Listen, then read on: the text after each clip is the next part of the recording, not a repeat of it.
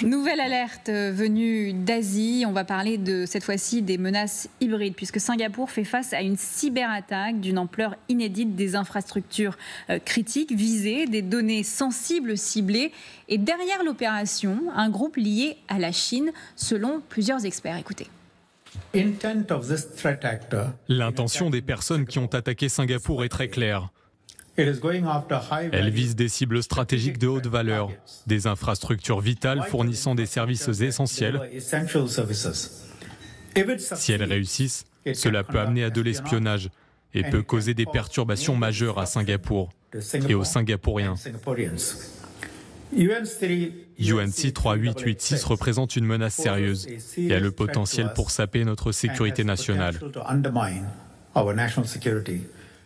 Aurélien, qu'est-ce qu'il s'est passé concrètement ? Il y a eu des attaques contre des services de l'État singapourien qui rappellent d'autres attaques qu'on avait vues aux États-Unis. Le ministère du Trésor, le secrétariat d'État, je vais y arriver, au Trésor, qui aurait été attaqué en mars par des hackers chinois. Et il y a eu une dizaine de Chinois de nationalité qui ont été convaincus avec des preuves qu'ils auraient été derrière les attaques. C'est ce qui pousse sans doute les Singapouriens à estimer que ces attaques sont chinoises. Ce qui peut aussi les amener à penser ça, c'est que le Singapour est aussi la victime depuis des années de la part, non pas forcément de cyberattaques dans ce genre, mais de guerre de l'information de la part de la Chine. On parle en Chine de l'armée des 50 centimes, c'est-à-dire des gens qui seraient un peu comme dans les fermes à trolls russes payés pour faire de la désinformation. Et c'est ce qui pousse sans doute les Singapouriens à pointer du doigt la Chine. Parce que le problème de Singapour, c'est que, pour les Chinois, c'est que Singapour, c'est peuplé de Chinois, mais ça a été développé par un homme génial qui s'appelait Lee Kuan Yew, une sorte de despote éclairé qui a vraiment fait de Singapour, qui était plus pauvre que le Nigeria, quelque chose de plus riche que la France aujourd'hui, donc un pays qui marche extrêmement bien, Singapour, mais qui est resté du côté occidental malgré sa population chinoise et qui a un emplacement stratégique car il tient le détroit de Malacca par lequel passe tout le commerce chinois vers l'ouest, vers l'Occident, et il est capable, et aujourd'hui il y a des sous-marins nucléaires d'attaque américains qui font escale ou qui même sont à quai, sont dans ce détroit de Malacca à Singapour, et qui pourraient, en cas de tension avec la Chine, et on en a évoqué une tout à l'heure sur Taïwan, pourrait, il suffirait de quelques sous-marins nucléaires d'attaque américains, pourrait bloquer tout ce détroit de Malacca. Et le problème dans tout cela, c'est tout de même ce dont parlait le chef d'état-major des armées lors de son discours, c'est-à-dire ces menaces hybrides qui peuvent paralyser une société tout entière. Écoutez. On a été de fait espionné, on est espionné et on fait l'objet de campagnes de dénigrement. Dernièrement, vous avez sûrement bien identifié la campagne que la Chine a habilement conduite visant à discréditer notre industrie d'armement et directement le Rafale suite à la perte d'un appareil dans le cadre des confrontations assez dures entre l'armée de l'air indienne et l'armée de l'air pakistanaise. Oui, alors ce que rappelle cette attaque à Singapour, c'est aussi la difficulté d'attribution. Parce que le propre de la guerre hybride, donc de cette guerre qui se situe en dessous de la guerre, que ce soit par le cyber, la guerre informationnelle, etc., c'est que c'est difficile de retrouver exactement la preuve de celui qui a lancé l'attaque. Alors aujourd'hui, on met en cause les Chinois, c'est vraisemblable, mais la Chine dément totalement. Donc, qu'en est-il réellement ? Mais en même temps, ça pose effectivement la question de comment s'y protéger et surtout comment réagir. À partir de quel seuil on peut considérer qu'une attaque hybride, qui attaque des structures, qui bloque des banques, qui bloque des hôpitaux, qui permet de voler des données, mais qui ne fait pas de mort directe, représente une véritable agression avec laquelle il faut répondre par un acte de force. Et c'est cette zone grise qui continue à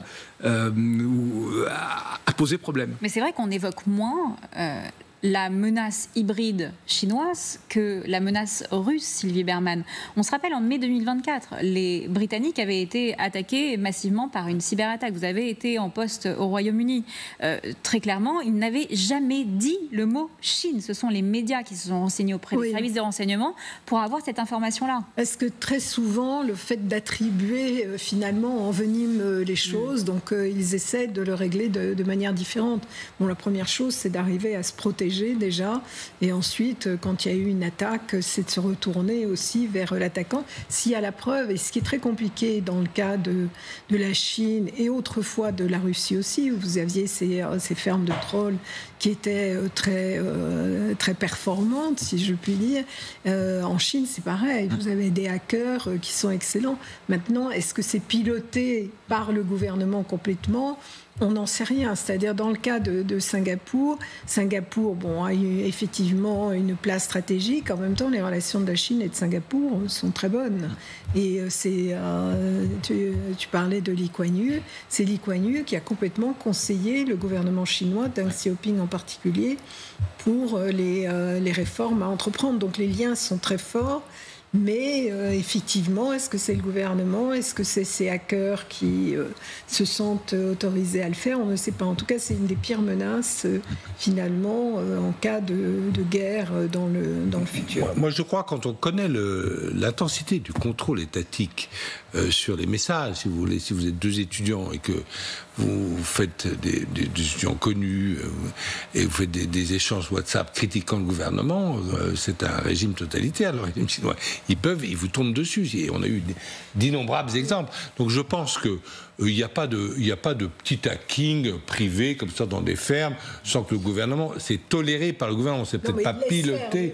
Il laisse faire. Et c'est assez. Et ce que je peux vous dire, et les dirigeants d'Airbus ne le disent pas publiquement, mais ils le disent en privé, il n'y a pas une semaine qui passe sans qu'il y ait une attaque, un hacking d'Airbus. Alors ça, c'est pour voler les plans, évidemment. Les Chinois essaient de voler les plans dans toutes les industries françaises ou autres de haute technologie, c'est évident. Mais Aurélien Duchesne, comment se prémunir de cela ? C'est-à-dire que cette menace hybride, on en parle assez ouvertement, mais comment faire en sorte de ne pas être attaqué ? C'est ce que disait Sylvie Bermann, c'est-à-dire se protéger, c'est le meilleur moyen pour ne pas être attaqué. On a l'exemple de l'Estonie. L'Estonie qui, en 2007, avait subi un acte de cyberattaque, sans doute de la part de la Russie, et plutôt de cyberguerre d'ailleurs, des attaques dites par Denis Dacsay. Je n'entre pas dans le détail, mais vous bombardez d'informations tous les services de l'État, du système social, au point que vous plantez tous les sites et toutes les fonctionnalités. L'Estonie, pourtant, c'est un pays extrêmement numérisé. Ça a paralysé le pays et les services publics pendant des jours, voire des semaines. Eh bien, les Estoniens ont fait quoi ?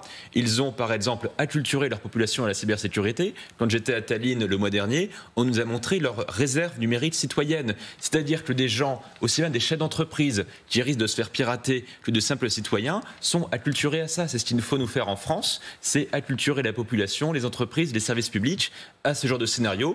Parce que, en général, la première faille du système, c'est la personne qui est entre le siège et l'ordinateur. C'est l'être humain, et c'est l'être humain qui doit prendre des conditions d'hygiène numérique.